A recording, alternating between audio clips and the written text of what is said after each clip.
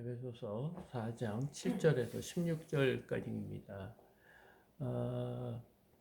바울은 사장으로 들어오면서 우리에게 교회의 연합에 대한 말을 어제 1절부터 6절까지 했습니다. 그것이 하나님의 그 놀라우신 비밀의 계획이다. 그래서 이 땅에 예수님께서 승천하신 이후에 이 교회를 예수님의 몸으로 이렇게 비유하셨고, 우리는 예수님의 그 지체다. 그래서 이 예수님의 몸으로서 연합하는 관계. 그러니까 우리 몸에 여러 지체들이 있지 않습니까? 핏줄도 있고 쓸개도 있고 간도 있고 위도 있고 또 뭐 심폐기능도 있고 갈비뼈도 있고 이런 손과 발이 있고 얼굴이 있고 눈이 있고 코와 귀와 입이 있는데 그런 부분의 한 지체라는 거예요. 어떤 사람은 손의 역할을 할 수 있고 어떤 분은 또 눈의 역할을 할 수 있고 어떤 분은 입의 역할을 해서 각자 자기 맡은 분야 부분을 잘 성실히 함으로써 그 지체들이 유기적으로 잘 연합해서 이루어져서 하나님 예수님께서 머리이시라고요. 머리가 원하는 대로 우리 지체는 행동하는 그런 지체가 잘 이루어지기 위해서는 교회가 하나로 연합이 돼야 된다. 그런 말씀을 했습니다. 7절 우리 각 사람에게 그리스도의 선물의 분량대로 은혜를 주셨나니 이렇게 말하고 있어요. 그러니까 각 지체마다 그 역할이 다 틀리다는 거예요. 그게 뭐냐면 그 역할을 지금 바울은 그리스도의 선물이라고 하는 거예요. 그 선물의 분량이 뭐냐?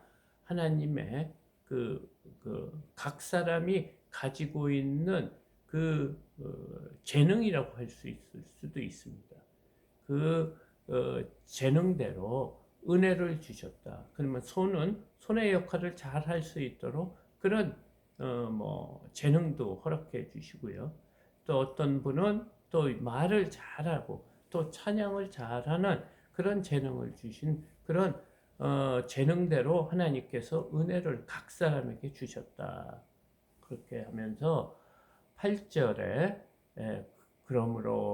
그러기 때문에 우리가 하나님으로부터 그리스도의 선물의 분량대로 은혜를 받았어요. 그래서 어떤 분은 교회에서 식당 봉사로 자신의 일을 기쁨으로 할 수 있고 어떤 사람은 청소하고 어떤 사람은 가리키고 이런 일이 있을 수 있다는 말을 나중에 이제 할 것입니다. 그러므로 이르기를 그가 위로 올라가실 때 사로잡혔던 자들을 사로잡으시고 사람들에게 선물을 주셨다 하였도다. 그러므로 이르기를 다시 그래서 그가 위로 올라가실 때 이것은 예수님께서 십자가에 달려 돌아가신 이후 부활하시고 승천하신 것을 말합니다. 그 올라가실 때 사로잡혔던 자들을 사로잡으시고 사로잡혔다는 것은 뭐냐? 하나님이 구속하셨다는 거예요. 그 구속한 자를 예수 그리스도의 제자로 하나님의 백성으로 잡혔자 예수 그리스도를 통해서 구원을 받기 때문에 하나님이 계획하신 예정한 그 사람을 예수님께서 십자가를 통해서 그를 구원하신 사람에게 선물을 주셨다 하였더라. 구원받은 자들에게 이런 선물을 주셨다. 이런 재능을 주셨다. 또 하나가 될 수 있는 연합하는 그런 환경을 만들어 주셨다. 지금 9절 10절입니다. 올라가셨다 하였은즉 즉 땅 아래 낮은 곳으로 내리셨던 것이 아니면 무엇이냐? 내리셨던 그가 곧 모든 하늘 위에 오르신 자니 이는 만물을 충만하게 하려 하십니다. 지금 9절 10절은 하나님께서 예수 그리스도를 이 땅에 보내주셨다는 거예요. 그래서 올라가셨다는 그런 의미, 승천했다는 말은 그 전에 땅 아래에 내려오셨다는 거예요. 이 세상에 내려오셨다는 그런 말이 아니냐, 그 말입니다. 그러니까 하나님께서 직접 인간의 몸을 입고 이 땅에 오셨다는 그런 뜻이라는 거예요. 올라가셨다는 것은 이미 내려왔다. 이 땅에 오셨다는 그런 말이 아니냐. 그러면서 지금 이 말은 9절 10절 말은 시편 68편 18편 그 다윗의 그 시를 이용해서 지금 바울이 말하는 것입니다. 내리셨던 그가 곧 모든 하늘 위에 오르신 자니 이는 만물을 충만하게 하려 하십니다. 내리셨던 그 예수 그리스도를 이 땅에 인간의 성육신하신 그가 곧 모든 하늘 위에 오르신 자니 하늘 위에 하늘로 승천하시고 하나님 우편에 계신 그 자니 그 예수 그리스도는 이는 만물을 충만하게 그렇게 하신 이유는 우리의 죄를 용서해 주셔서 이 하나님께서 만든 모든 피조물을 충만하게 하십니다. 하나님이 원하시는 대로 복을, 은혜를 충만하게 주시기 위한 것이다. 그러면서 그 은혜의 종류를 간단하게 말하고 있습니다. 그가 어떤 사람은 사도로, 어떤 사람은 선지자로, 어떤 사람은 복음 전언자로, 어떤 사람은 목사와 교사로 삼으셨으니 그 은혜의 선물의 종류가 뭐냐면 어떤 사람은 사도로, 이 사도는 하나님으로부터 받은 그 말씀을 전파하는 사람. 그리고 선지자도 마찬가지죠. 어떤 사람은 선지자로. 그래서 그 선지자들은 하나님의 말씀을 온전히 전하는 그런 역할을 준 사람도 있고 어떤 사람은 복음 전하는 자로. 그러니까 이 복음 전환자는 지금 같으면 선교사와 같은 거죠. 그리고 순회 전도하시는 분, 돌아다니면서 복음을 전하는 그런 사람. 그리고 어떤 사람은 목사와 교사로 삼으셨어요. 그러니까 여기서 목사는 성도들을 잘 목양하는 그런 분이에요.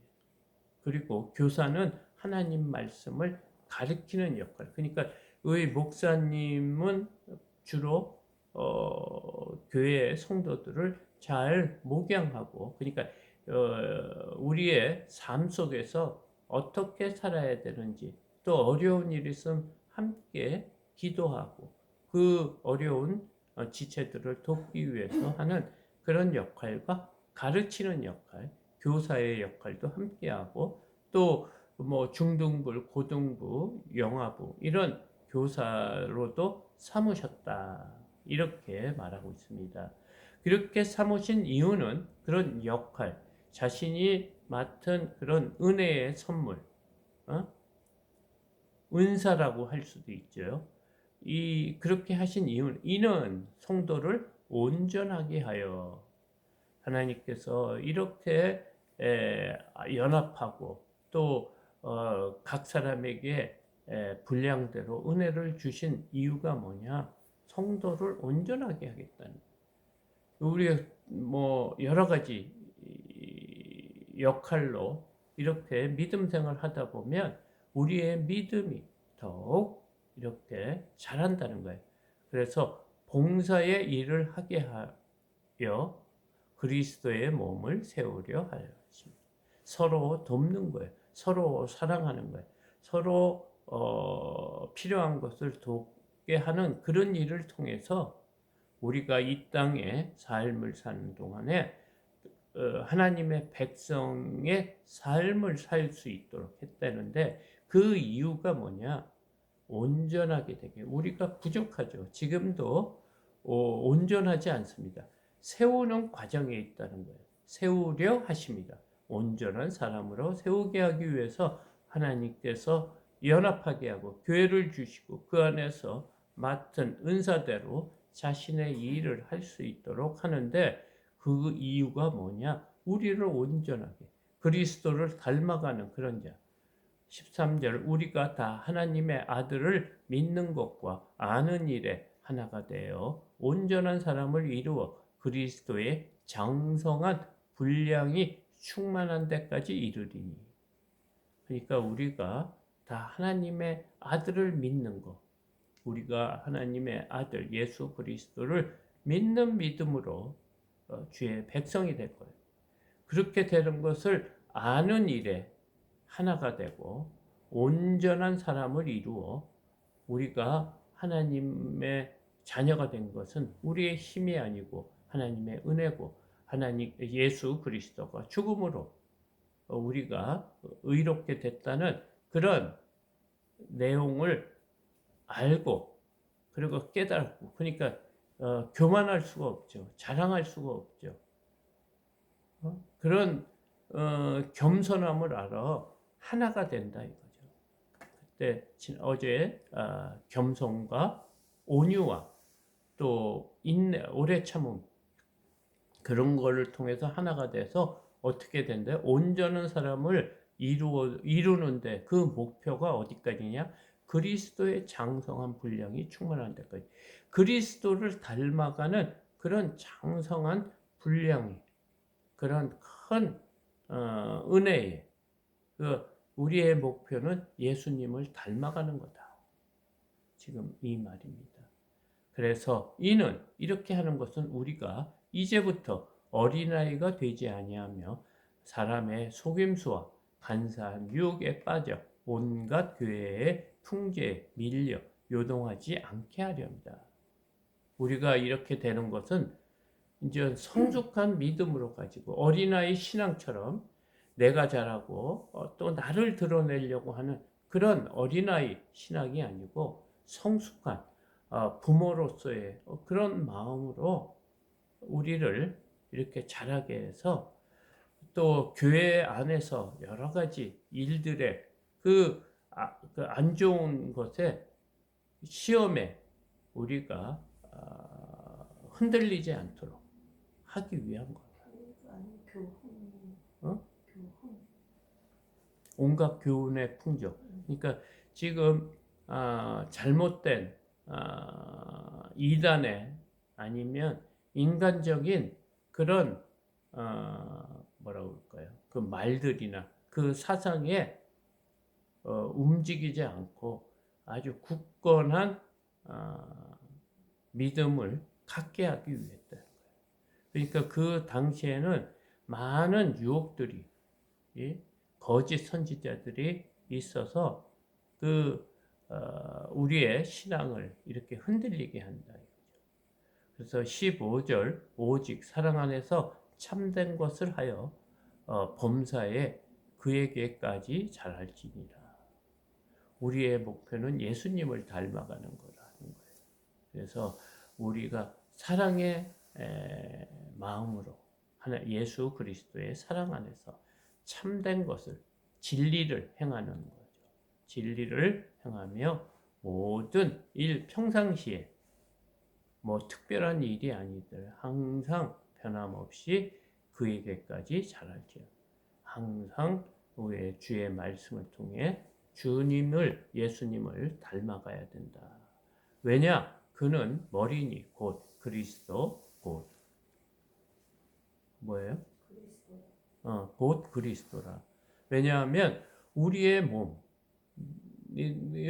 컨트롤할 수 있는 것은 머리가 아닙니까? 우리의 생각대로 몸이 움직이기 때문에 우리의 머리는 그리스도다. 그래서 우리의 생각과 개인적인 마음으로 움직이며 각자 따로 놀죠. 그러면 그 보면 장애가 있는 거 아니겠습니까? 그렇게 되지 않고 온전한 사람으로 살기 위해서는 우리가 어떻게 예수 그리스도를 닮아가야 된다. 16절입니다. 그에게서 온 몸이 마디로 각 마디로 통하여 도움을 받음으로 연결돼 각 지체에 연결되어 각 지체에 분량대로 역사하사 그 몸을 자라게 하며 사랑 안에서 스스로 세우느니라. 그러니까 꼭 신체 같다는 거예요. 우리의 교회의 공동체의 삶이 어떤 거냐? 각 사람마다 내가 받은 은혜가 그 옆 사람에게 전달이 된다는 거예요. 그래서 서로 사랑하는 거죠. 서로 도움을 받고 또 연결이 되고 그것이 결합됐다는 거예요. 끊어지지 않았다는 거예요. 그래서 그 각 지체의 분량대로 자신이 받은 은사 앞에 7절, 8절에서 말하는 그리스도의 선물의 분량대로 은혜를 주셨으니 그걸 통해서 역사하사 그 몸을 자라게 하며 우리 예수 그리스도의 몸인 우리가 자라는 거예요. 그래서 사랑 안에서 스스로 세우느니라. 우리가 하나님의 말씀 안에서 믿음이 자라고 사랑이 자라고 또 겸손과 온유와 절제와 희락과 여러 가지 성령의 열매를 통해서 우리가 변화되어야 된다. 여기서 말하는 것은 우리가 세상 사람처럼 살아서는 안 되고 예수 그리스도의 말씀대로 살면은 어떻게 된다?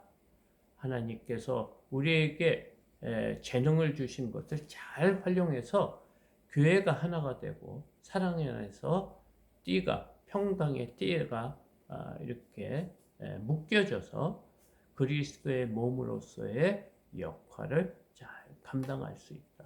지금 오늘 이렇게 말하고 있습니다. 그러니까 우리가 믿음 생활할 때 교회 생활을 해야 돼요.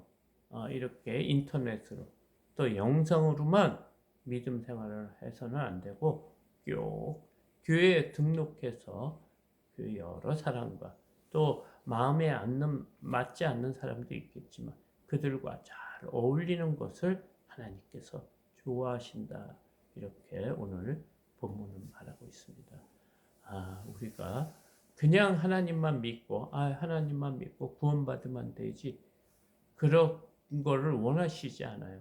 하나님은 우리 지체 한 사람 한 사람이 예수 그리스도를 닮아가는 그런 변화된 사람, 새 사람을 원하고 있습니다. 그 힘을 누가 주시냐? 성령님께서, 보혜사 성령님께서 우리의 마음 문을 열면 그분이 들어와서 우리를 주관하시고 이끌고 가신다. 그 말씀입니다. 오늘도 또 한 하루를 또 승리하고 기쁨으로 살아가는 저와 여러분이 되시기를 소망합니다.